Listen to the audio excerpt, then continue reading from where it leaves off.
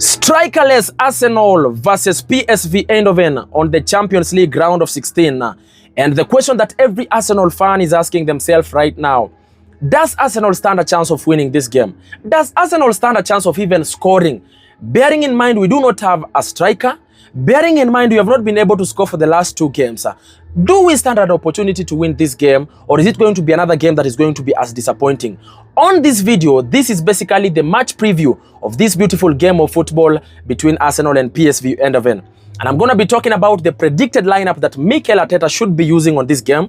I'll also talk about the predicted score that is going to be an outcome of this game. I'll also talk about the general expectations of Arsenal fans and supporters worldwide. Straight up, Arsenal will be traveling from England to go all the way to Netherlands to go and play with PSV Eindhoven. A game that has got all Arsenal supporters, including myself. We have so much expectations from our team. In as much as we love our team, we are also doubtful whether we are going to win this game because of the poor results that we've been having, especially for the last two games. As you're going to play with PSV Eindhoven, we are only hoping and wishing that we are going to win this game and wish that we'll go there full swing, because you know this is where we have an opportunity too. This is a cup that we are in on already. Fight, win the game on the round of 16, and then of course wait and see what's going to happen on the next opponent. You never know what's going to happen in football. Anything can happen. You know what, you believe to the last minute. Now this PSV Eindhoven is actually a tough opponent as you're going to play with them, and especially the fact that you are traveling to go there. And remember that aspect, we do not have a finisher, a good finisher for that matter.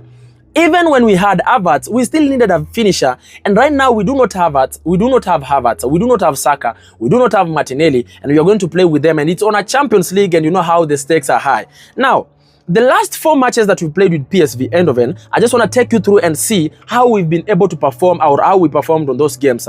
Last time we played with PSV Eindhoven was in the season 2023 on the Champions League, where we got a draw. On the group stages. We were on Group B, we got a draw at the Netherlands. And then, of course, at the Emirates Stadium, we were able to beat them 4-0. And then season 2022, again, we had played with them on Group A of the Europa League. Basically, we had they had beaten us at Netherlands 2-0.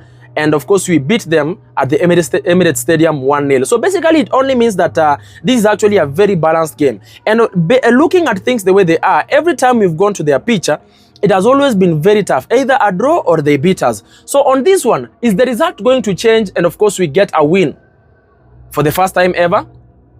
Do we even stand a chance of winning? Those are the questions that we are asking ourselves, and those are the questions that we are having in mind as Arsenal fans and supporters.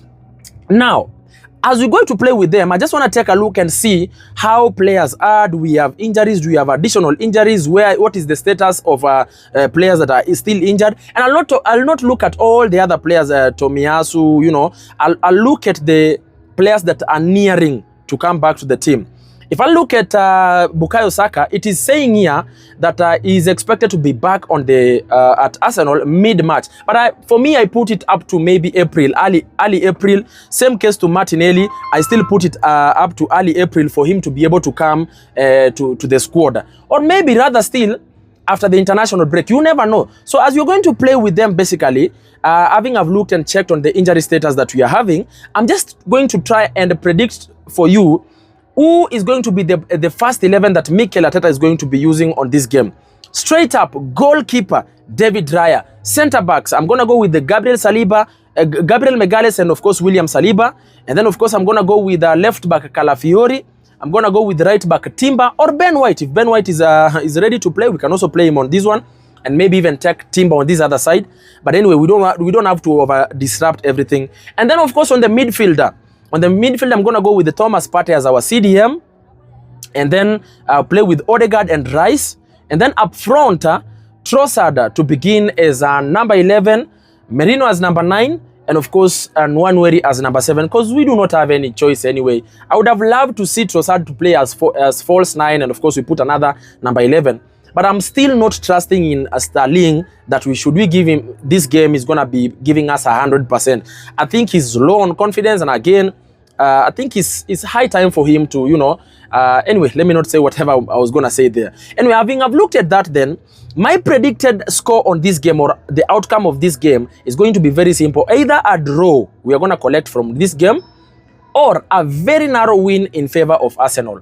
This is that game that you can actually win with either 1-0 or even the game to end 1-1. You never know, or 0-0, because it's going to be a very tough game for us. And looking in the past how we have performed against them, clearly it tells you that it's actually a tough place that you are traveling to go and play at. Now, the expectations of Arsenal fans worldwide is very simple. Very simple. This game is a must win, because this is the cup that we are in. This Champions League is where we have hopes in. I'm not trying to say that the EPL is done and dusted, because 11 games, anything can happen. But the way it's looking, Liverpool is looking so sharp on it. So this Champions League, we have a chance, because it's game at a time. Win your games, and the more you keep on winning your games, the more you keep on proceeding. And within no time, you find yourself in the finals. In as much as the part that we are on to go to the finals is very tough.